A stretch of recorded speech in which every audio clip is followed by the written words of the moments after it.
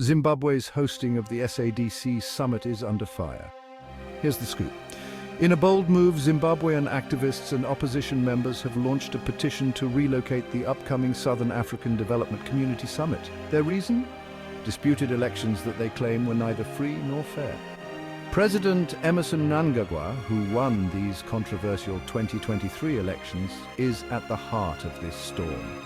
Activists argue that allowing the summit in Zimbabwe legitimizes what they call an illegitimate authority.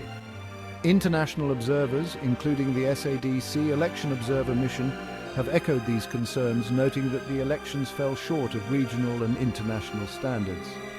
With over 1,800 signatures already, the petition is gaining traction, aiming for 2,500. Meanwhile, Mnangagwa has issued a stern warning to those planning protests during the summit, promising severe consequences. This brewing tension raises serious questions about legitimacy, democracy, and the future of Zimbabwe's political landscape. Will the summit stay or move? Only time will tell. Stay tuned.